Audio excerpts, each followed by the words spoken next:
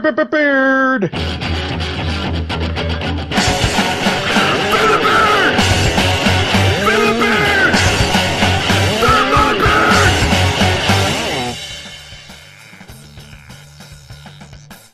This is Fans Talk Wrestling, a weekly conversation where fans talk the wrestling world in all of its laughable glory. This episode 257 was recorded live on March 10th, 2015, right around 8 p.m. Eastern on FTW257.com. If you're listening live, say hi and leave your thoughts in the comments here on FTW257.com. If you're listening on demand, reach out to us and let us know what you thought. This episode was brought to you by the support of listeners just like you. Thank you to everyone who has joined the FTW community over the last few months. My name is Garvin, and with us tonight is Joe. Say hello, Joe. Hello, ladies and gentlemen of the FTW Nation. And Nick. Say hello, Nick. Hi, kids. And should note that today's episode has been dedicated to Undertaker's dong. Thank you. Thank you, Diva Jill. All right. So on this week's episode, we're going to continue talking about the road to WrestleMania. A lot of things happened this week that obviously is going to steer how WrestleMania is going to go. We're going to touch a little bit on TNA, but I think for the most part, it might be a short show. So we'll see. But, before we begin, just want to say thanks to all of the new listeners that we have reached out to over the last few weeks. We've seen a lot of new names and faces over in the Facebook group and on YouTube leaving comments, whether it's this show or Fans Talk Lucha or Fans Talk TNA. So just want to say hi. Also, just to note that over the last 3 or 4 episodes, we've seen a huge growth in our numbers as far as new downloads and everything like that. So that's really cool. If you're new to the show, definitely reach out. We want you to be a part of this conversation. All right, let's jump into some WWE conversation as we start off. We're going to talk a bit about WrestleMania. Obviously, that is the big story right now. That's what we're all leading up to. Amandeep on Google Plus is not really stoked about how WrestleMania has been built this year, how WrestleMania is currently being booked. This is the comment. The build for this year's WrestleMania thus far has been rather lackluster. Makes you wonder if WWE are shortcutting this year's show in order to focus on the quote-unquote big one next year, WrestleMania 32, in the 100,000 seat capacity stadium. What do you guys think overall? Do you think that this is something that WWE is putting in the back of their mind as far as let's not worry too much about this year's WrestleMania, let's just worry about next year's WrestleMania? Do you think that's even an idea that they're, thinking, having? Not at all. Only because, one, we know they don't book that far in advance outside of one stupid storyline with The Rock. But no, they're not, because this is the Super Bowl. This is the big show. This is where they spend all their money. Hell, if that's the case, just call it a special edition of Raw. You don't even know if the guys they want to be big next year, or, possibly on next year's stage, if they're even going to be healthy. Weird things happen in this business. There's no way in hell they're banking that far ahead on, multiple matches. I get one. I get the Cena Rock thing, how they did it in the past, but I can't see that they're shortchanging this show to build up next year. That's stupid. I don't necessarily think he means they're actually booking that show this far in advance, but rather they're not sweating this one. They want to make sure the next one, at least on the production side, which they can control, make that one down in Texas really huge. Which I can kind of see the logic behind that. I don't know how many seats will be available for this year's Mania, but 100,000 seats, that's got to seem like an attractive prospect. And if you've got to, kind of sell this one short in order to make the next one seem bigger, I can kind of see them doing that. But I see them shortchanging other shows leading up to that WrestleMania, not this one. I think I can't get behind the idea of this one being shortchanged, or, oh, it's okay if we're not doing the best with this one because next year's going to be great. Why don't you just slap a participation ribbon on your ass? It's stupid. That is not good business in any sense of the word. Real quick. I'm sorry. Go ahead. Continue. I say this is the biggest show. This is the pinnacle. Right. This is you don't shortchange the show. You do the best you can with it every year. Yeah, next year may be bigger with, more seats, potentially bigger names, but you don't hose this one. You don't know what the future is actually going to hold. Yeah, and real quick, Levi Stadium, which is where this year's WrestleMania is going to be held, can hold about 75,000, according to Wikipedia, but I don't know how that really works because it's a football stadium, so they might be able to hold more than 75,000. I'm not sure. I haven't really seen a full number from WWE, but it's probably right around, 70,000. Yeah, that seems like a safe bet. So yeah, not exactly chunk change either. No, and overall, I cannot see WWE thinking, well, this year we don't have to do as much because next year is going to be big because of the bigger stadium. I mean, you can't think that way from a business standpoint. You have to work in the present, and if this year's WrestleMania is not a concern of yours, then you're basically saying that you are not doing enough to get people interested in it. And I don't think that's the case. I do think there is quite a few good stories happening right now that, does show that WWE is trying and is doing good work. One of those stories is Orton versus Rollins. The way Raw ended this week with Orton finally turning on Rollins, which was the expectation. I think how they're telling that story has been very good. The IC title race, I know everyone's kind of wishy-washy on it, but for me, I like it. I think the fact that they have so many people interested in holding that title again, really is making that title a nice one to go for. So yeah, I'm digging that. And, I know I'm in the minority, but I am looking forward to Roman Reigns versus Brock Lesnar. Yeah, I'm definitely looking forward to that more than I was a couple months ago. Reigns has done a lot for himself, and Lesnar and Heyman haven't exactly been idle either. I don't know. I think a lot of the buildup is working for me. I mean, I think they were were they just teasing like a tag team gauntlet match last night on Raw? Yeah, that's what I got too. Almost. Yeah, there's definitely four teams. Yeah. I was very excited about. I'm like, this is awesome. Like how they transitioned all those matches. That was brilliant. Whoever came up with that idea, pat on the back. That's a win of the week almost. Could be. I don't know. I haven't decided on what my win of the week is, but I mean that's cool. You've got the IC title race going on. Just so much good stuff. I'm excited. Yeah, this actually isn't turning out to be a bad card. And just think, also, this is. We are 3 weeks out at this point. There's still two more. Still 2 more weeks for us as far as FTW podcast goes to talk about WrestleMania. So to have as much going on right now is a really good thing. Yeah, to me, I'm almost likening back to like the early WrestleManias, like 5, 6, 7, 8, where there was a lot of variance in the card. It wasn't just like big superstar match, I mean, you had known guys, but like there were matches. A super card? It wasn't always trying to build to a super card. There was just a lot of content for you to enjoy. And yeah, some matches ended in DQ or count out, but you got to see so many matches and so many various matchups in those matches. It was just cool. And I'm kind of getting that feeling for this WrestleMania. All right, Nick, you were going to say something and then we kept cutting you off. What were you going to say? I'll hold off till we get to the actual. Fire right in the pussy. Deuce Loosely in the chat with a common Deuce comment said it honestly feels like just another pay-per-view. Do you guys feel like that this year's WrestleMania is not feeling like a WrestleMania should, that these matches aren't the right matches to push? I won't say that. I'm not really wowed by everything. The U.S. title match, I could care less. The Divas match, not great.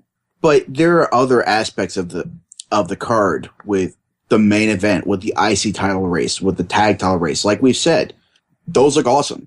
And the card has yet to be officially booked all the way through. So I'm forgetting the armbar. That should be pretty great too.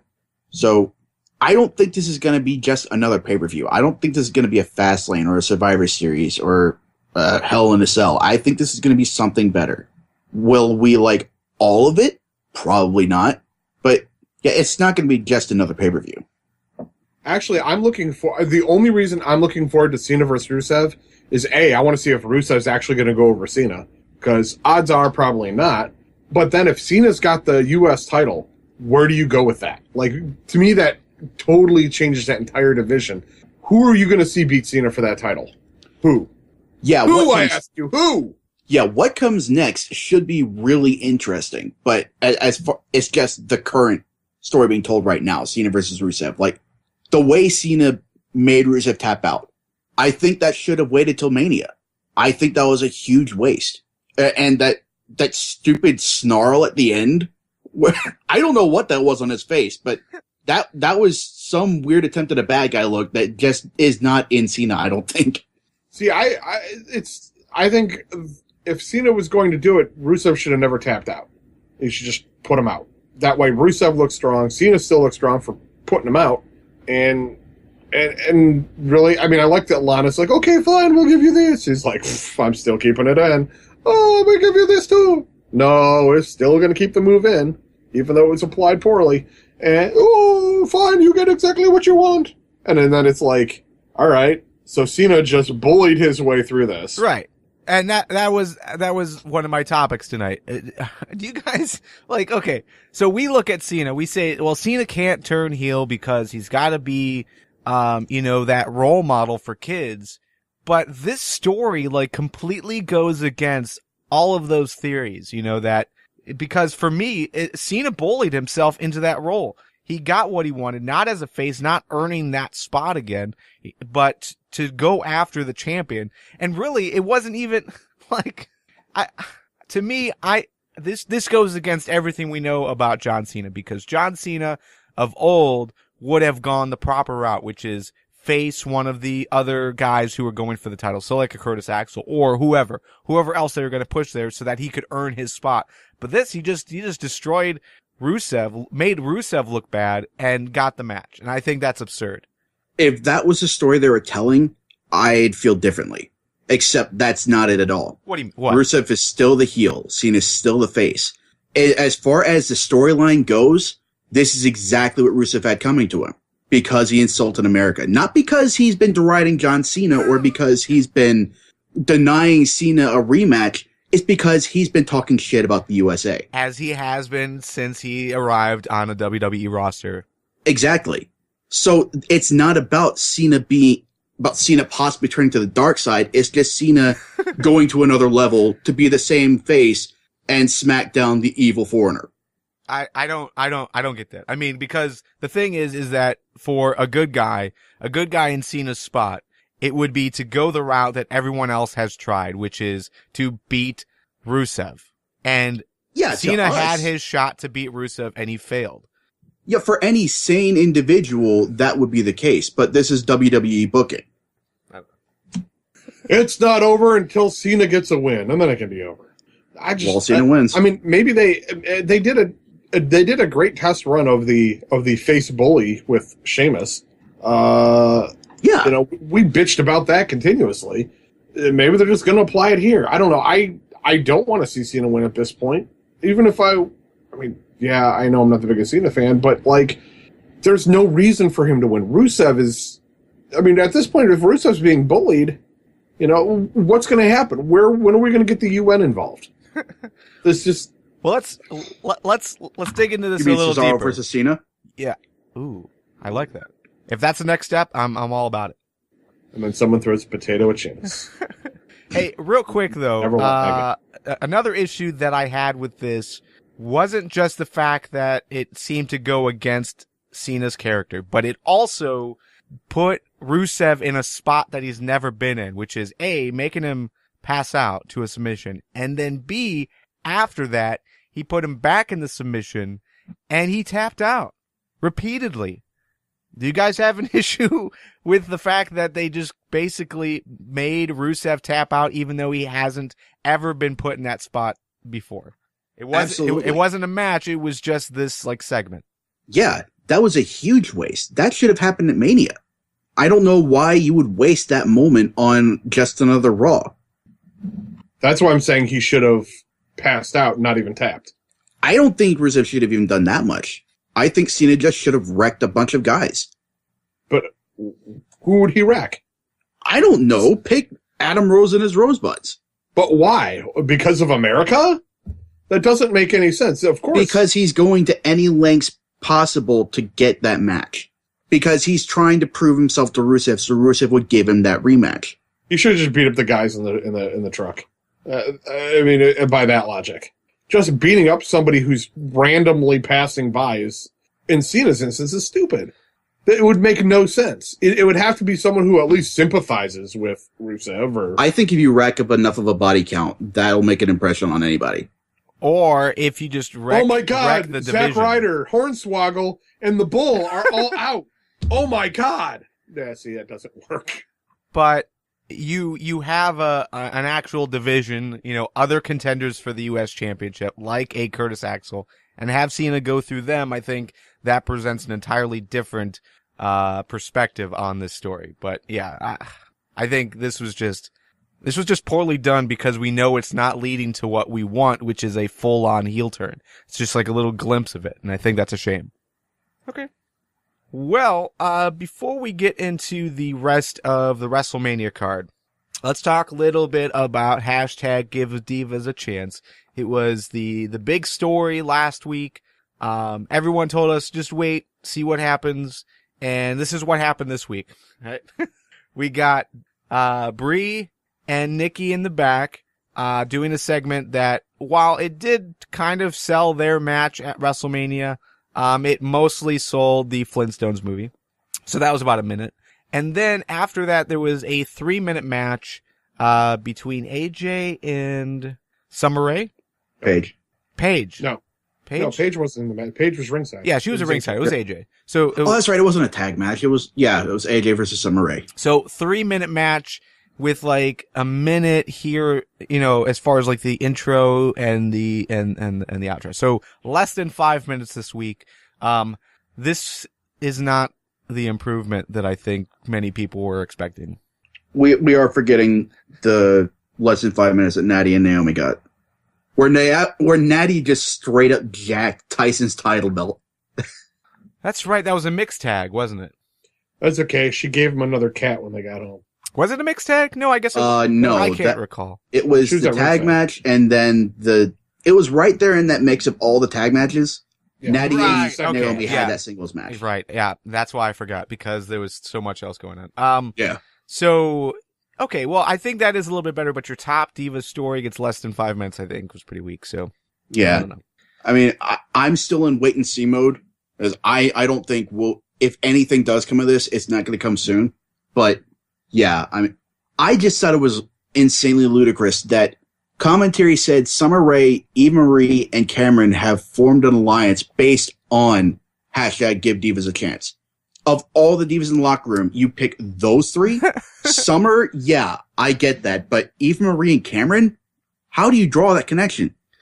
All heels, maybe? I don't know. Maybe there's some significance with their story in Total Divas. No, not the connection between those three. I'm talking the connection between those three and the hashtag. Like why would they go against the hashtag? No, like they are the embodiment of that hashtag. That's what commentary was saying. Oh. Which doesn't make any sense at all. Yeah, I'm sorry. I missed commentary this week, I guess. Still, it's being done poorly overall. Yeah. Okay. So, something else happened on Raw that I want to talk about, and that was the fact that we finally got what we wanted out of Sting, and that was for Sting to speak and to tell his side of the story and why he's here. I don't know if you guys shared the same feeling as I did, but that wasn't Sting, right? Talking in the video package. It's like they put on his weird voice on him, so it's like it was like slower than normal, but then they would speed it up when he did like his shouts, which sounded like Sting. But that was absolutely him in that video package. Yeah, I don't know. The voice was weird though. I mean, you guys didn't notice the voice was weird? What do you think? It's like Heath Slater, like the imposter one that showed up in the ring? No, it was just a deeper voice than what Sting's real voice is. Yeah, that's what you call voice modulation. Yeah. Okay. All right. Yeah, the pattern fit. That's absolutely Sting. All right. Well, that shot that segment of the show to shit. Well, no, but voice modulation. Why go that route? Yeah, I don't know. Because it's fucking the WWE and Sting. Yeah, it's the whole mystique surrounding Crow Sting, the dark, mysterious nature of it. But yet, you could have done without that. I think Sting's voice, unaltered, is just fine. But that's just me. I think they're just trying to give him a little more impact. Not to be a bad pun, but I just, it's like they don't want Sting to be on the mic live right now, and I don't exactly understand that. But on the flip side, I wasn't all that impressed with his mic work in the latter part of his TNA run, so maybe they're like, we really need to add some production to this, or else it's going to fall flat. I don't know. To me, the match falls flat in the first place. So I mean, maybe let them screw with the fiddle it and try and get all the interest they can out of it. If that's what they think it's going to take, then that's, I guess, what they think it's going to take, and they're going to do it. I don't know. For me, just the modulation, I think it was fine in certain places. I mean, you do see this when they're trying to show something distorted, but just the fact that it carried on throughout the entire thing made it seem like this is almost too produced. It's probably because Vince is like, I don't know if this is going to work. Let's throw money at it. Throw money. Oh, that's going to... voice modulation. Okay, I'll throw some money at that. Yeah, I don't know if it has to do with the fact that promo was clearly scripted. And Sting, this is just my impression, but he's never been one for a script. So maybe, I don't know, they wanted to do some voice modulation in case he was coming off as wooden. Like he was actually reading off a script. I don't know, just a theory. It's a good theory. It could be. Sorry, I was drinking. All right, so WrestleMania 31 takes place on March 29th, and we'll be previewing it in full on FTW259, so that's just 2 weeks away. But here's the card right now as we have it. Officially, we've got Wade Barrett versus Dean Ambrose versus R-Truth versus Ziggler versus Harper versus a to be determined, which I believe it's going to be Cody Rhodes, a.k.a. Stardust. Cody's dead, Garvin. Sorry. I don't know if that's I don't think that's been official yet. No, it is. I sent you a link to it earlier. Oh. I don't have a phone. I can't read it. I'm sorry. All right. So it's still in your Googles, but no, it is official on WWE.com. He is the great, because the silhouette was Stardust. So I knew that it was going to be Stardust, but I'm hoping that's the case, and we won't have Daniel Bryan added to this mix. But anyways, this is going to be for the WWE Intercontinental Championship. It's a ladder match, so it's kind of like your Money in the Bank style match at WrestleMania, which I think will be pretty cool. This is probably the one match that I'm most looking forward to. You've also got the second annual Andre the Giant Memorial Battle Royal. So far, 14 men have stood up to participate. And then we've got Rusev versus John Cena for the U.S. Championship. AJ and Paige versus the Bella Twins, in just a tag match for the Divas, of course. Bray Wyatt versus The Undertaker in what sounds like a retirement match for The Undertaker. Sting versus Triple H, and Roman Reigns versus Brock Lesnar for the WWE Championship. So right now, guys, out of these 7 matches that have been booked so far for WrestleMania, which match are you most looking forward to? That is a good question, but I'm going to go with the Intercontinental Championship match. To me, that's got the most potential for someone to break out and really prove their worth. And, well, it's a ladder match. There's going to be some high spots, and can't go wrong with those. At the moment, I'm most intrigued by the armbar. It's not filled up yet, which maybe that's why I'm picking this one, because there is still some mystery, and I guess there's a little fantasy booking involved. Like, I imagine this is where Daniel Bryan will be slotted in. I imagine this is where Sheamus will make a return. So yeah, there are some surprises that I guess I'm projecting onto that. Okay. For me, I think I'm most looking forward to the Intercontinental Championship match as well. I think Bray Wyatt versus The Undertaker should be pretty interesting overall, especially if it is a retirement match, especially if they do make it a casket match or anything like that. I think it'll be interesting. Rusev versus John Cena should also be pretty good. And yeah, I mean, I don't know, man. I'm still into Roman Reigns versus Lesnar. I think Both have proven to be able to put on good matches regardless of who they're going up against. So I still think there's a good shot there. So, all right, one concern that I keep reading is that many people are upset that WWE has waited so long to bring Undertaker back on TV. And we did see a little bit of a glimpse this week as far as at least an official response from Taker, but we haven't seen him on TV. Do you think we need to see Undertaker on TV before WrestleMania? Yes. I mean, maybe they're just going with he only rises, for one night, and that's WrestleMania. And if that's the case, okay. But I mean, it's like Dick Clark at New Year's, man. Just we want to see a little bit beforehand, a little bit after. Maybe he's just is he in that bad a shape appearance wise? I mean, I know Michelle McTaker's been posting images of him and her together, like when they've been working out. It's been on her Instagram and stuff like that. But still, I mean, do they feel there's something that can't be seen, reason we're not seeing him, or reason we're not getting him being slightly active? Like, I don't know, coming in and giving Bray a choke slam or a tombstone. I mean, there's been no actual retaliation from Taker. It's got to happen in the next 2 weeks if they're going to do it. I mean, obviously, it's all the time we got, but. Yeah, I mean, it is surprising that we haven't seen him at least, doing house shows or something like that. It does seem like they're waiting an awful long time. And I did want to do some research, just to try to remember how long it took Undertaker the last couple of years to show up. WrestleMania 29, he showed up a full month before, so I think it was like March 4th. He appeared and basically accepted, did he accept? Yeah, I think he accepted CM Punk's challenge on WrestleMania or on a Raw. It was like an old school Raw for WrestleMania 29.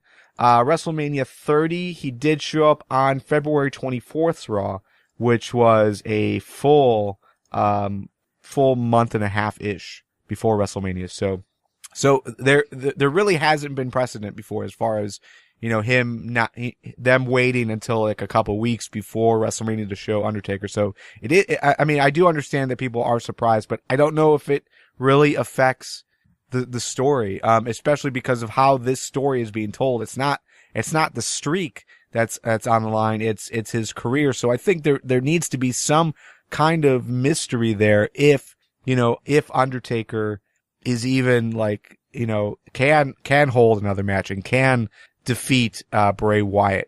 That's how they've been telling that story as far as, Bray now sees that The Undertaker has been beaten and he has seen him as basically a bag of bones. And that's why Bray Wyatt is now going after Taker instead of, this undefeated streak that no one thinks will ever be beaten. So I do think this helps add to the story. Yeah, and that's what I imagine is going on here, is they're playing up on the rumors that Taker isn't ready, Taker's not having a match. Rumors that I have firmly believed until he actually made the response that he did. So, if Taker's been healthy for a while now and they've just been biding their time, then they got me. But, yeah, I think now that the match is pretty much set in stone, I think that's what they're doing here. They're just building up the mystery behind it. Yeah. And Robert is pointing out in the live chat, WrestleMania 20, Undertaker didn't show up until WrestleMania. So I guess there has been that opportunity. However, the difference is that, and I want to thank Mike Hart for pointing this out, that was the WrestleMania after Undertaker's Buried Alive match. So he was off TV for so long, no one knew he was going to come back, kind of thing. Just because that's the story that was being told. So, you kind of needed to make it a surprise, but I like this. I do like this, what they're doing with Bray Wyatt, having Bray Wyatt call him out for being weak and for not being able to, not being able to continue his streak. And therefore Bray wants to, rid him of the WWE or vice versa. So, okay. Anything else on WrestleMania? Oh, so some still possible matches. We are still getting these video packages for Sheamus's return, but no date yet as far as when that return is going to happen. You can only imagine it's going to be WrestleMania or the week before if he's going to be involved. Daniel Bryan also doesn't have a match yet, but again, if Sheamus gets brought back, it's most likely it's going to be Sheamus versus versus Daniel Bryan. But we'll see. We'll see what happens. Like the third time in a row, practically. Oh, not in a row, but yeah. Although not official yet, we've got Rollins versus Orton. I'm pretty confident that's going to be booked. And then we did see some signs that they might go with a 4-way tag team match. Kid and Cesaro defending against the Usos, New Day, and Los Matadores. So, overall, I think the addition of those two matches, Rollins and Orton and Kid and Cesaro, for the tag team titles, I think that adds a nice taste to it. Also, just looking at the last two WrestleManias, because right now we have 7 matches, and that's usually what a pay-per-view is. Last year's WrestleMania only had 8 matches. WrestleMania 29 had 9 matches, and that does include the pay-per-view pre-show. So most likely at least one of these matches will be booked, but I'm guessing we'll get 2 more. Yeah, that makes sense. I don't think Sheamus versus Bryan will be one of those matches, but yeah, Rollins versus Orton, it almost has to be booked. And I don't see why they wouldn't have a tag title match after all the build they did last night. Yeah, they definitely should. Maybe they're going to tease that one for pre-show, but I don't know. To me, that'll be a great entertaining match. You give them 15 minutes, and you've got a solid match. Even if you, it's a good formula. It'll get the crowd going. Yeah. While we're on the subject of Los Matadores, did anybody catch what El Torito was actually saying when he was distracting the Uso? No. He was doing the chant, but I would have sworn he was saying Muso. I didn't catch that. I already cleared it off my DVR too. I didn't catch it, but maybe someone else found that as well. Please tell me if that was what he was actually saying. That or Bolso. Either one would be absolutely magnificent for me. For sure. Yeah, and we are talking about Sheamus and Daniel Bryan, that they'll probably be involved in some capacity. I think a lot of people will be sad if Daniel Bryan doesn't get a singles match, but we do have the Andre the Giant Memorial Battle Royal, so it's very likely that Daniel Bryan will be stuck in that, which isn't a bad thing. Overall, it's not a bad thing. Sheamus returning, my fear is that Sheamus is going to be entered into the Battle Royal as well, and he's going to win. I don't know, if you think about it, with WrestleMania the way it was, or the Rumble when Jericho came back and everyone's like, Jericho's coming back and he's going to win it, and Sheamus won. Maybe they might do a swerve like that, where you think he's going to do it and someone else is going to win. Well, what would you rather prefer? Because Diva Jill has her heart set on the idea that Daniel Bryan is going to be in the IC title match. We have seen some teases of that. At least he's been in matches against guys like Wade Barrett over the last couple of weeks. So if Daniel Bryan, if you were booking and these were your 2 choices, would you put him in the Battle Royal or would you put him in the already 5-man ladder match? 6-man. 6-man ladder match. Yeah. I would put him in the 6-man ladder match. I think that the Battle Royal, there's nothing there for him. I think the IC title will allow him to showcase more of his skills, put him on a bigger stage as the fans think he needs to be on a bigger stage, and even if he doesn't win, he'll make a good showing. See, I'd put him in the Battle Royal because there's a stigma attached to the IC title.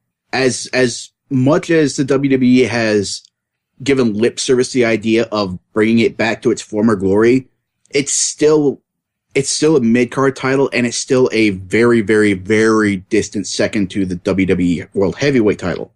Bryan's already been up at the top. He's already held top gold.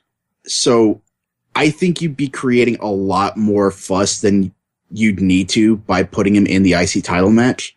Whereas there's no stigma attached to the Battle Royal, specifically that trophy. Right. And who knows? Maybe this could wash out the bad taste in everybody's mouth about Daniel Bryan's role in the Royal Rumble. Maybe he could win it. Yeah, having him lose 2 Battle Royals in a row, I think would be heartbreaking for a lot of fans. And I don't know. Him in the IC title match, I think would be good, but at the same time, it's already going to be great. So adding another guy to that seems like, redundant. It's unneeded.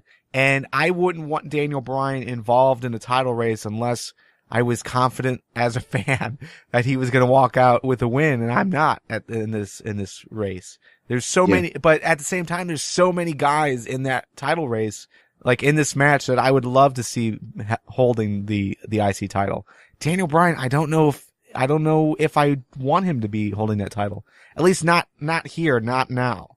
Not when you got Dolph Ziggler, not when you got Wade Barrett, not when you've got, Stardust, at the momentum that he has right now. Not when you've got any other guy that's in there. R-Truth, whatever. But everyone else, I would love to see hold the IC title.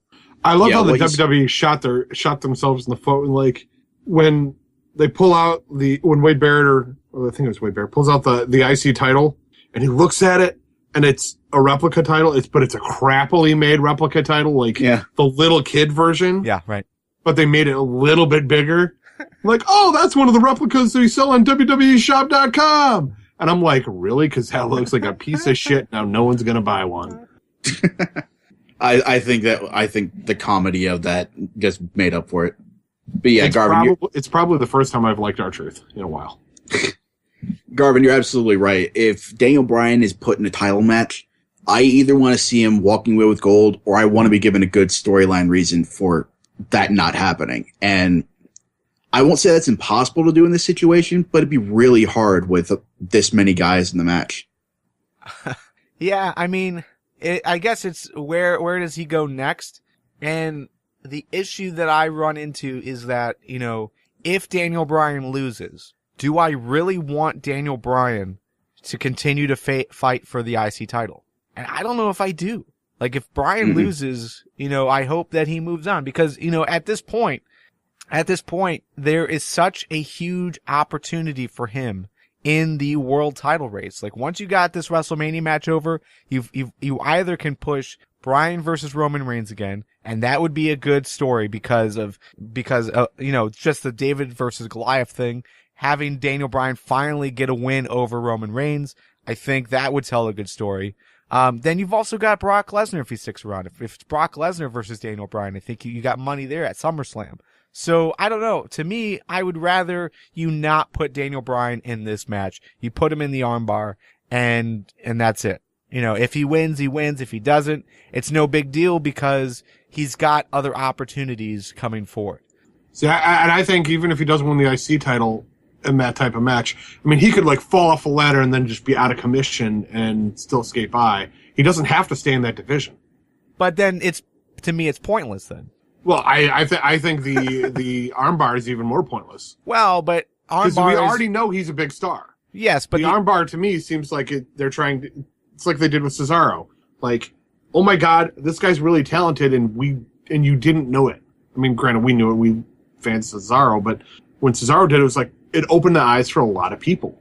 Granted, they dropped the ball with him, but a lot of people were like, oh my God, okay, so Cesaro can do something. We already know Daniel Bryan can go. So maybe this is a match for our guy to win? Like, Cesaro's definitely our guy, and Daniel Bryan is our guy, we being the internet. Right. I don't know. Maybe this is them throwing us a bone. Maybe, but here's to hoping. I don't remember there being any, story attached to the Battle Royal. No. What it was supposed to mean, if it was supposed to mean anything. Yeah, I'm not seeing anything, but I don't know. It's just what it is. It's just, why does Daniel Bryan need another gold star when the gold stars don't matter? At least the IC, putting him in the IC title match helps elevate any guy that's in there. I mean, they're a better talent in the IC match than there is in the conglomeration of guys just trying to get a payday in the armbar. It's down to his booking. He's still being booked like that B+ player they always call him. Yeah, but the thing is, if you put Daniel Bryan in the IC title race, and that's where he's going to stick for the next few months, I'm not into that because that tells me that they're avoiding putting him where we all think he can go. If he wins or loses the Andre the Giant Memorial Battle Royal, it doesn't matter, because he can still go off to fight for the championship or be put into that contention. Even if it's delayed a month because he starts off his feud with Sheamus or whatever, whatever happens. But having him in the IC title race, I think would be dumb if they had no intention of ever really putting him in that race. Yeah, it's limiting because if you fight for the IC title belt and you lose, and then you try and go back and say, well, I'm going to go fight Reigns, or I'm going to fight Lesnar, I'm fighting for the top gold. You couldn't win the IC title. Why should you be fighting these people? Whereas with the Battle Royal, even if he loses, it's 30 men, maybe 30 plus. We don't know yet. So if he loses that, it's no big deal. He's just one of many that lost. Yeah. And we're assuming that there's going to be more names, maybe bigger names being added in. Sure. And real quick, live chat, Diva Jill's pointing out, Cena's fighting for the U.S. Championship. Why not have Bryan fight for the IC for a bit while they have Seth versus Roman? That does look like a obvious track for them to go with. So yeah, I mean, I don't know. It's just the stigma that's attached to the IC title, not necessarily a negative stigma, but that's not where I want Daniel Bryan, Yeah, there's a storyline reason for Cena to be down there. There's not really one for Daniel Bryan. If he gets stuck in the IC title race, that's just him getting Zigglered. Yeah. Although I do want Ziggler in the IC title race. Yeah, for sure. I guess it'll just be him getting Zigglered and then some. Yeah. So, okay. Well, anyways, so yeah, you've got those two possibilities as far as Bryan going in the IC title or Bryan going into the armbar. What about the Ascension? The Ascension was brought up in the live chat as well. Do you think that there's a possibility that the Ascension might take the place of like a New Day or Los Matadores, or do you make this a 5-team match? You could easily add them in. Yeah, I've been assuming that this would be a 4 corners match, but if you're going with a gauntlet match like Joe suggested, yeah, you could definitely add the Ascension in there. They could also be contestants in the Battle Royal. I get they can make a strong showing of themselves there for a little bit. I highly doubt they'd win, but okay. Yeah, I don't know. I don't know if I want the Ascension there. Again, it's just one of those things where right now, like the IC title match, you've already got 6 people in there. If you add Daniel Bryan, it's another guy that really doesn't need to be in there to make the match. You have 4 tag teams right now. You throw another tag team in there, that's a lot of bodies to have in a match, and it almost muddies it up for me. So I'm okay with the Ascension taking part. Robert in live chat's throwing in maybe the Ascension runs in and and just ruins the match or ruins the match for someone. Or they clobber the winners. Yeah, there's also the return of PTP. Like, PTP isn't currently involved in this, but just the idea that, like, right now they're both in the armbar. That's true. They both are in the armbar. So yeah, maybe we'll see the Ascension in the armbar. What do you think about that? Would you rather them be in the tag team match as it stands right now and make it 5 teams, or be in the armbar? Put them in the armbar. That makes more sense to me. That way, that once the tag team match, if we get this thing, once it's done, then there's another team that can be outside and say, we weren't beating that match. We deserve a shot. Yeah, exactly. Do you guys foresee any NXT guys coming up for the Battle Royal? I've got one name that I would, but only if it's to start his story. And this is and for him to win. And that's Neville Mouse? Yeah. Adrian Neville, if you bring it, and no, seriously, Adrian Neville, if you were to bring Adrian Neville up in this and have him be the guy to, push everyone else over, I think that would be a fantastic way to start a story, especially if they're going to go in that direction, which I don't see why they wouldn't. If you've looked at his wrestling style, especially over the last few months, especially with Kevin Owens coming into the whole title race, he's taken a more strong style to be able to compete against these larger guys. So throwing guys like Kevin Owens around. So I think because of that, I think this would be a good spot for Adrian Neville to start. And if they had him win, I think that would be an epic debut. That would. Yeah. I never would have thought of him actually winning, but yeah, you're selling me on it. What about you? Who would you want? Adrian Neville would be the prime candidate, I think. I've seen rumblings about Breeze making the move up, like that rumor. I don't know if it's even a rumor, but Tyler Breeze mentioning Breezedale, like him being Miz's new assistant once Mizdow leaves. So he's definitely been in long enough, and I don't know if he'll ever really get a serious run at the title again. So yeah, but don't you need the title? Like, don't you need to be a champion to be called up? No way. That's been the pattern for by and large, but Sandow made the move up, and he's never been champ. Was Emma a champ? No, she wasn't. So although the women's title wasn't really around for that long. Yeah, Paige got called up pretty soon after she won that belt. I don't know. Breeze has been in enough championship bouts that I think that would make up for it. Yeah, no, Adam Rose. Adam Rose got brought up and he wasn't. Oh, yeah. So, okay, all right. I was seeing there was a weird entry. Yeah, I was seeing if there was those precedents, because it seems like now that there's more of a spotlight on NXT, you would want your strongest guys on that show to be the ones that get called up. So, we did see that with the likes of Paige, or with the likes of Bo Dallas. Bo Dallas was a champion. Big E as well. That's so true. Yeah, but I mean, what about Owens? I mean, it's too soon, man. I mean, rush that guy. He doesn't have to win, but to have a good showing in it, or have Sami Zayn come out and like screw him over. I don't know if you'd want to damage the champ like that yet. No. Not so soon after he's won. I don't know. It's just an idea to get more eyes on NXT. Yeah, no, Yeah. I agree. I think having Owens in that spot and not having him win and not having him move on to the main roster, I think would do more damage than good.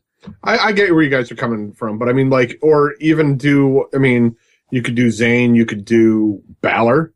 I don't think it would hurt Balor at all, especially if Owens came out to fuck him over. Yeah, and we have seen Neville, Zayn, and Breeze on Raw before, so I think going along those lines, those guys being called up would be okay. Neville for sure. Breeze, I don't know. I could see Breeze if you work it and then he ends up like teaming with Ziggler or something like that. I do see Breeze more than I see Sami Zayn. I'd love to see Sami Zayn up on the main roster, but they know what they've got in NXT right now, and the Owens versus Zayn feud has to continue. So yeah, I think Neville should be in consideration for this. Breeze, I would be okay with.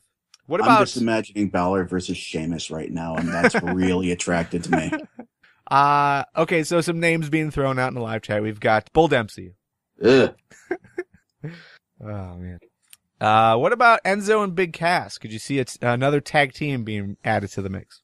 Not yet. No. I don't think they've really solidified themselves as a tag team. I mean, not as a tag team that's worthy of being called up. I think they got to win matches first.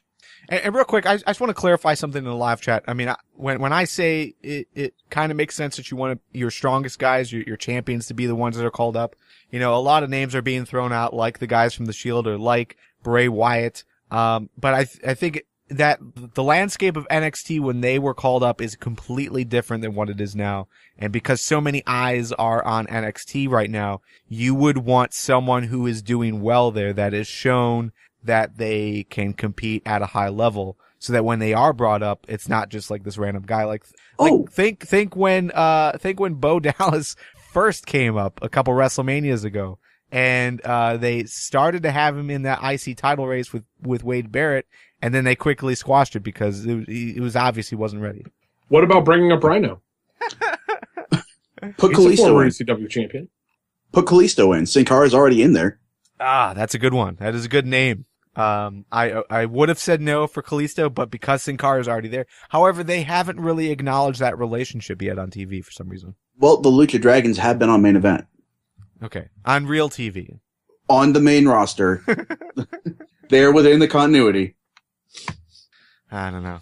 I lost main event as soon as it dropped off the network, so Yeah, I've never watched, but I happened to see Kalisto retweet something about that. So Okay. Yeah, I stopped watching it when they went on the network. So it's like, oh, I'm not going to record this anymore because I can get it a day earlier. And then, All right, so yeah, it does seem like there's a lot of support for Enzo. Deuce is even saying that he needs a guy like him on the roster, and I agree, but I don't know. need more jobbers. Well, just guys that can talk. I don't know. I mean, I don't know what Deuce's reasoning is, but for me, I love Enzo, but he'd get buried to hell on the main roster right now. For me, it's like a character that you can get behind, a guy on the mic that you can get behind. Big cast as well.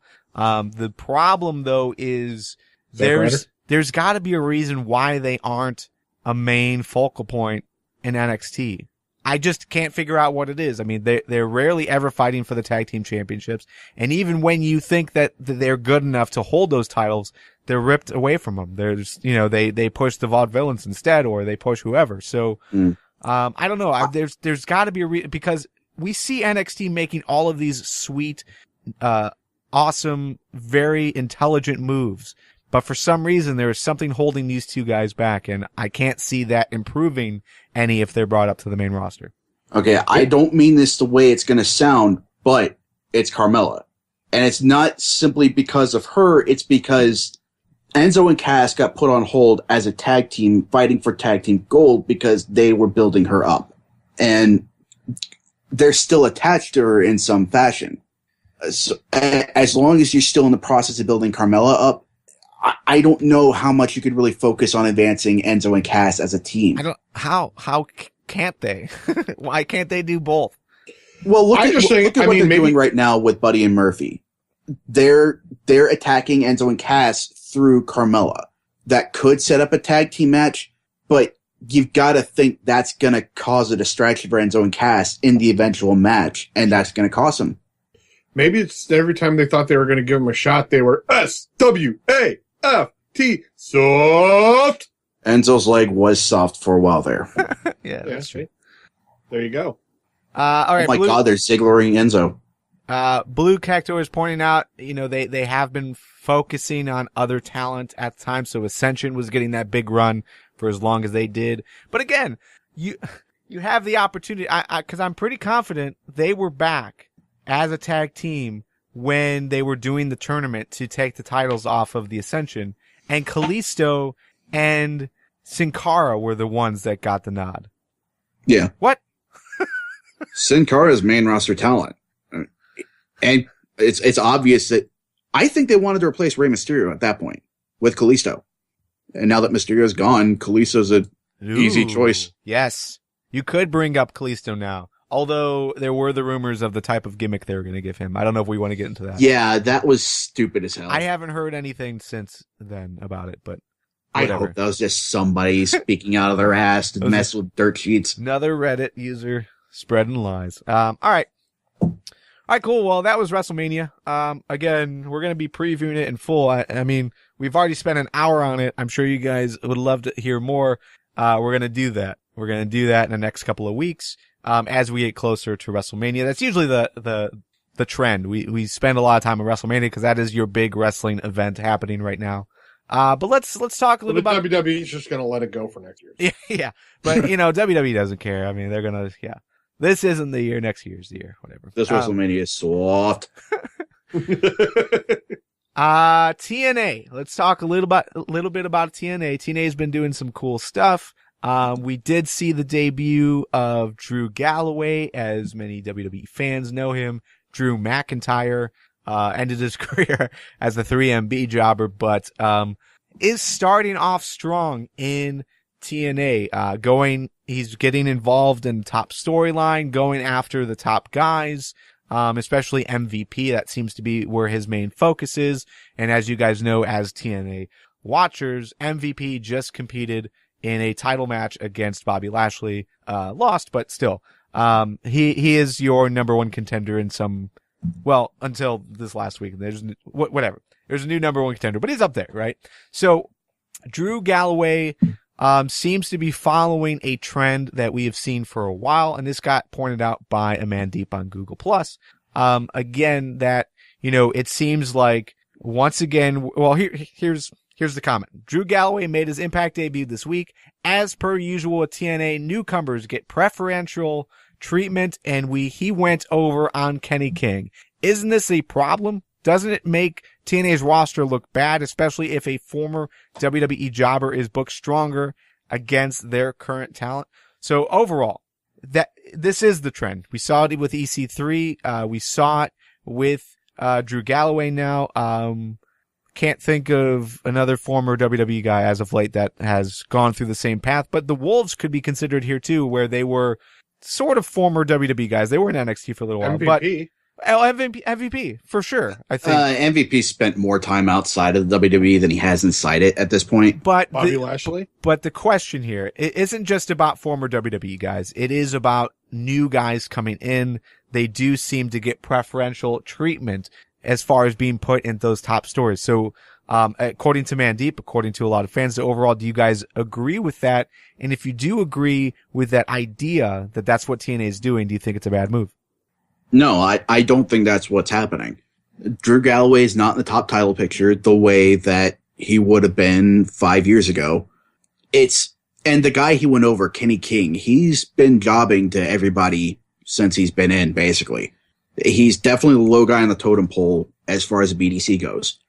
If it was MVP or Joe or Low Key that he went over, then maybe there'd be a point here. But Drew Galloway is building on his ICW, his indie cred, right, not his WWE cred. Despite the references being made in that promo, it's very much his indie character that's rolling in.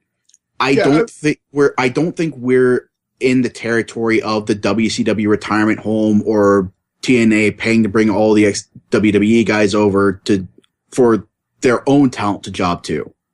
I don't know. I just think when you bring in new talent, no matter who it is, if they've got a history, how bad does it suck if they come in and lose right away? What happened to Brodus? Or what they call him in TNA? Tyrus. Yeah. He lost. And you're like, okay, well then he's not a force to be reckoned with. Anybody coming in who's got recognition is going to come in and they're going to get wins. And if if in this instance, they're going over Kenny King, well, you're right. He's been jobbing lately. Galloway's a great character, so I can see it happening. I don't know. I don't think they're necessarily giving preferential treatment to a former WWE guy. At this point, he's not a former WWE guy. There's a lot of guys who worked at one point at WWE, but I don't think he's real there. It's not like he just left WWE and he's in, and they're giving him preferential treatment to kind of ride the wave that he had at WWE. They're bringing him in because he's a good talent, and there's been enough of a break. But yeah, he's got to get some wins, or else they're not going to take him as a credible character. Yeah, that's just what you do with new guys, regardless of where they come from. If they don't get wins, what's the point of them? Because they needed jobbers? That's the only thing you could say, right? Yeah. So, there you go. Jobers. Yes. Yeah, so Galloway, it's not the same kind of issue that you'd have if, say, I don't know, Sheamus left, and at the end of his non-compete clause, he came over to TNA immediately and began winning titles left and right. It's not that sort of situation.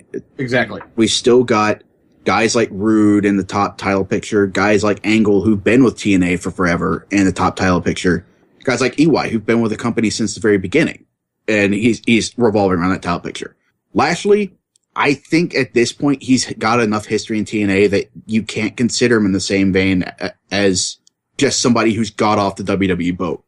Like guys like MVP, they've spent enough time outside of the WWE that I don't consider them WWE guys anymore. If I consider him anything other than a TNA guy, I consider him a New Japan guy because that's where he came from. That's where he came from first, most recently before he got in TNA. Yeah, for me, I don't know. I can see why TNA fans could be upset about this, especially when you look at what they're doing with Kenny King.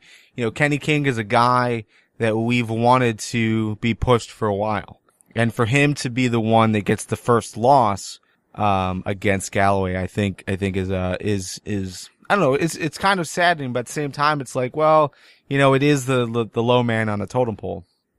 At the same time, like, look at the guys that are coming over though. You've got the Wolves, you've got MVP, you've got you've got Drew Galloway, and these are guys that when they were, I'm sorry, an EC3 is a perfect example. These are guys that, yes, they are cast-offs from WWE or from, spent their time on the independent scene and made their name there. But these are all guys that when they were in WWE could have been used better. And we were wanting them to be used better, especially EC3. So, and Drew Galloway, again, is another perfect example of a guy that wasn't given the right opportunity to do well. And he's getting it here. And I think, while I understand the argument that Amandeep and others have about, giving the access to those types of guys, this is what I've wanted to see for so long, that finally that Drew Galloway or McIntyre or whatever is getting that opportunity. Luke Gallows is another guy finally given that opportunity to really shine. Mike Nux finally really given that opportunity to shine. I'm okay with it just because they're finally getting that opportunity. I agree completely, Garvin. Okay. All right. Anything else on Impact this week that you want to talk about, Nick, before we move on? Nope. That's pretty much it. All right. Definitely do want to praise TNA for skipping a week of their unlocked rankings. That's been something that we've harped on for a while, just because you've got these unlocked rankings and they're supposed to rank your top 5 contenders for your top title. And every week it seemed to not really matter, not really make a difference. And then they had number 1 contender match after number 1 contender match. So this week they had that number 1 contender match. We know Angle is the number 1 contender, so we don't need the rankings. TNA finally had that foresight and skipped a week, so that's good to see. For more TNA conversation, you can join Nick and I as we sit down over on Fans Talk TNA. That's fanstalktna.com for that full conversation. It's released every Thursday right around 10 a.m. in the morning. So if you're an FTW community member, you can get that a day earlier. So we usually release that right around Wednesday night. So, all right, let's go ahead and jump into win fail. Women wrestlers aren't getting paid. Why do you do a job? Here is your win. You do any job, and fail is to fucking get paid of the week. Everyone in the live chat, go ahead and start posting your wins of the week, and we'll bring those in. Joe, what was your win of the week? My win of the week is the chain of tag team matches in the women's match, or Divas match, I'm sorry, on Raw. That was fantastic. It really got to show, it was a lot of quick action. You got match. You saw, integration between the different teams and who's facing who and why. It was brilliant, and I really liked it. Can't wait to see more. Nick? My win is coming from New Japan, specifically the New Japan Cup that's going on. If you guys look that up, specifically look for Toru Yano beating Tanahashi in round 1. And then look for round 2, where Tanahashi's on commentary, and it's time for Toru Yano's match, and he just taunts the shit out of him for beating him in the shittiest way possible. It's absolutely hilarious. All right, some wins from the live chat. We've got the Heyman promo this week, which I thought, I agree, I thought that was pretty fantastic. Remember, in this world, the bad guys win. That was a phrase from EC3 this week. Also, some wins from NJPW New Japan Cup, round 1 and 2, TNA, ROH, NXT, Lucha Underground. Sandow's rapping this week. Heyman practically shooting while Lesnar stood there looking like he just wanted to go home. That was Deuce's win. And then we've got I'm sorry, go ahead. I want to know how you discern expression when Lesnar's making absolutely no expression whatsoever. Yeah, I think if anyone doesn't want to be there, it's usually Sin Cara. Yeah. WWE.com's interview with Blue Pants this week. We also got a win for Magnus's promo. So yeah, there was a lot of cool things that happened on at TNA this week. I want to throw in an additional win. Go ahead. Blue Pants' entrance theme. Yeah. That is just awesome. Yeah. Good job, Big Cass. Fantastic. I missed this week's NXT, but instead, I did go to the NXT live show in Cleveland. Fantastic time. That was definitely my win of the week. just great to see so many fans supporting what NXT is doing. There were no crap chants from the crowd. The crowd wasn't trying to get themselves over. They were totally involved in what was happening. And it was a small crowd. I think about 1,500 people in total, sold out within an hour. Really made it put itself up there as my favorite wrestling event I've ever attended. Just fantastic time. I spoke a little bit more in depth on this week's FTW Extras. So check that out if you haven't already. Fails. What were your fails of the week, Joe? The repetitious Rusev versus Swagger on SmackDown. Why? Why do we need Rusev versus Swagger? We know Swagger can't get the job done. Why even tease it? Why put them in the same ring together? Rusev makes Swagger his bitch. There was no point to it. Because we've drawn this angle up for far too long. We don't know what we're doing with it anymore. Nick, your fail? I'm going to echo Joe's fail. That's absolutely horrendous. But also, my initial fail also comes from New Japan, and that's their lack of any sort of accessibility for non-Japanese consumers. If I'm watching a feed, I can follow along just from the in-ring action, and I can at least pick up on the emotion in the commentators' voices, because they're usually pretty good about that. And particularly Gato, when he's mouthing off to the Bullet Club members, he'll speak in English so they understand. So that's usually pretty entertaining. But like the site, particularly New Japan World, their version of the WWE Network, there's no English functionality to it. And I've been interested in subscribing, but apart from the issue where I've got to enter in credit card information just to get a free trial, at least I think so, if Bing's translate function isn't lying to me. Yeah. I don't particularly like that in any service. So that's one fail. Ladies and gentlemen, the first person in the world who actually uses Bing. Yeah, I mean... Are you using Internet Explorer too, right? No. The Bing Translate is an option on their site. Oh. They do have a translate function, but it's powered by Bing. Gotcha. So they don't really have an English version for that service. And they've hinted at it coming out at some point in the future because they were surprised by the number of non-Japanese downloaders for Wrestle Kingdom 9. So I hope that comes soon because I'm really interested in subscribing to the service. Yeah, I'm surprised that they were surprised, considering that was the cheapest route to get to get the pay-per-view, and I think that was one of the first times that the internet wrestling community was into the idea of paying for wrestling, like not just illegally streaming it, but there was a major push for people to actually buy, and that was your cheapest route. So yeah, I think they're expecting something along the lines of the War of the Worlds pay-per-views that they do in conjunction with ROH, which it's apparently good enough to keep that going, right, but it's apparently not that great. Not when you compare it to what they got for Wrestle Kingdom 9. So I can see that. All right. By the way, Deuce is backing up your use of Bing, saying, I use Bing, got some nifty rewards for using the search reward stuff. I don't know what that is. I didn't use it by choice. Yeah, that was the only option. My rewards of using a search engine is I get the results I'm looking for. Yeah.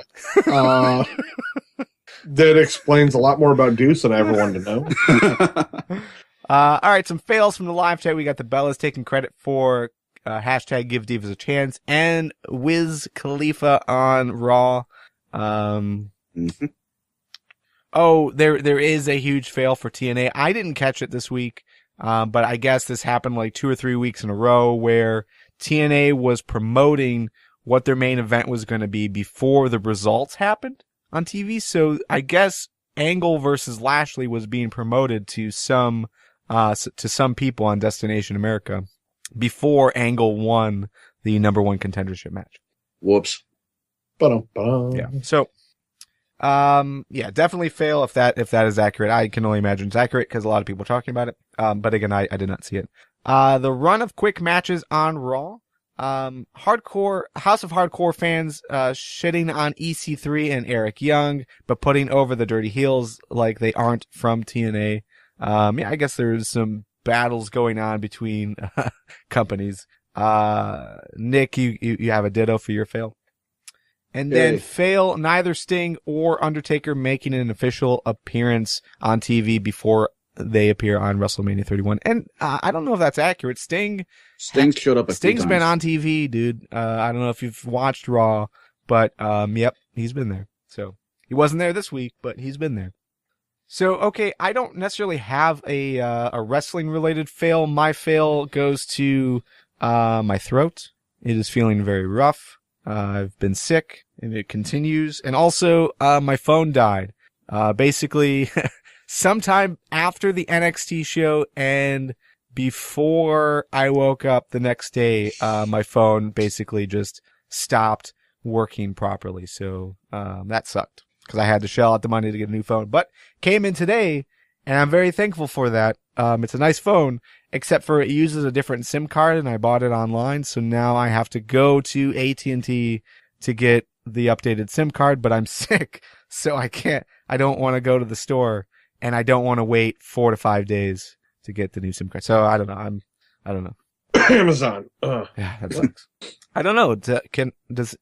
Why Amazon? Because you can get it if you Amazon Prime, or you say, "Hey, Joe, you've got an Amazon Prime account. I can get this next day." Oh no! I mean, I've got an Amazon Prime account, but this is different. This is AT&T's SIM card. I think it needs to be programmed. I don't know. I don't know anything. There's got to be an easy way. A micro SIM card, nano SIM card. It should nerdy be bullshit. It should be easy, but AT&T was either giving me you have to go to the store in person or you have to wait 4 to 5 business days. And suck it. I didn't want to wait, but I couldn't go up to the store because I'm sick. So you can totally go. You can infect them. You're not going to see them again. Spread the love. Okay. Spread the herb, man. Spread the herb. Final thoughts? Go ahead, Nick. What? If you got one, go for it. Thank you, everybody that's new to the show. Thank you for downloading, and keep listening. Tell your friends. Yes. And for you longtime listeners, fans of Kevin, Kevin did have his wife had their baby. Healthy, beautiful baby boy, full head of hair. My wife and I were there when he was born, and yeah, it's been a whirlwind for him, but yes, they did have the baby, and everyone's doing well. Yep. Huzzah. Yeah. Mission accomplished. Yep. Fail for me. I meant to bring that up at the beginning of the show, but oh well. And I was saving it for the end. Final thoughts from me. Again, just another push. We are almost at the we're almost at the milestone where it's not this next milestone, but I think it's the milestone after that. If we can reach that next milestone, then we've hit the spot where the podcast is paying for itself in full. So I think we're about $10 away from the $75 milestone. So at that $75 milestone, we're going to be doing a live commentary track for Stone Age SmackDown, which should be pretty cool. And yeah, definitely looking forward to, but again, we need about 10 more people to stand up and pledge $1 a month or more. So definitely, if you've been considering it, do it now. The sooner we can reach that milestone, the sooner we can get that audio track out for you guys. It's gonna be a lot of fun. If you heard our last commentary, which was the wife and I on Valentine's Day, we watched St. Valentine's Day Massacre on the WWE Network, and got some good feedback on that, lots of downloads. So it's definitely something we want to do more often. So yeah, again, fanstalkwrestling.com, click the big green button and pledge. Yeah, and if you've got any ideas for anything you want to hear commentary on, like are there any pay-per-views or wrestling related videos or things like that, let us know. And we'd only do commentary on China porn if Harrison is watching it. Yeah, throw that out there. And considering that he probably will never do that again, do not consider China porn a valid option. Yeah. Yeah, we reserve the right to veto any suggestions. All right. So, but we probably won't. Probably not. No. All right. So Nick, Joe, and I are going to jump off at this point and start doing our FTW Fallout. So this is the end of the free portion of the show. But again, for paid members of the FTW community, you guys are going to get a bonus FTW Fallout track this week. I think tonight we're going to be talking a little bit about piracy and some other things that are going on. Tommy Dreamer released an article this week. Maybe it was a Facebook post or something. basically saying how much he lost from his most recent show because of piracy. So I think this is the first time that we've had an actual number, like a quantity of how much companies like this are losing because of illegal streaming. So we're going to talk a bit about it and, how it, maybe reasons why people are still illegal streaming, including me. So, but we'll talk about it over on FTW Fallout. So definitely jump into that. Thank you for listening on iTunes, SoundCloud, YouTube, or however you listen. And if you listen through a service that lets you leave ratings and reviews, please do so. We don't get enough reviews. I think the last time we've got an iTunes review was maybe like 2 years ago. So definitely get back on that. Leave a review. Let people know that they should be listening to the Fans Talk Wrestling podcast. Thanks again for listening. We'll see you guys next week. Bye-bye.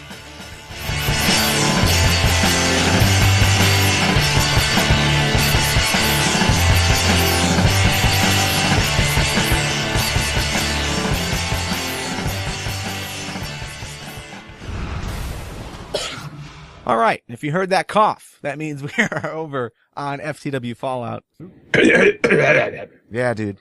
I was muting for Skype. Know, you're fine. For Skype and the recording, but then it just got to a point when I was only muting for the recording. So well, I thought that was Nick coughing when he came back. No, that was totally me the whole time. So I was like, I had to join in if it was the two of you. No. All right, so an interesting news piece came out this week that I think what was the first time that we saw something like this, and that was basically Tommy Dreamer posted on Facebook. I think it was Facebook or somewhere. I read it on CagesideSeats.com, but it was pretty much everywhere. All the news sources picked it up because they just copy and paste. That's what they do. But anyways, yeah, I thought it was really interesting. That we finally got to see a number, and that was basically, and this was just one site, but and we'll post the link somewhere. It'll probably be in the show notes in some capacity. But Tommy Dreamer basically said at the iPay-per-view for House of Hardcore, he found that one site that was hosting an illegal stream basically streamed that for 60,000 people or something along those lines, and I'm guessing that a lot of that was like piggybacking because there's other streaming sites that just copy and paste other streaming sites kind of thing. So I'm not really sure how it works out. I'm not sure if he included torrents in that at all or what. But 60,000 people illegally streamed live the iPay-per-view for the last.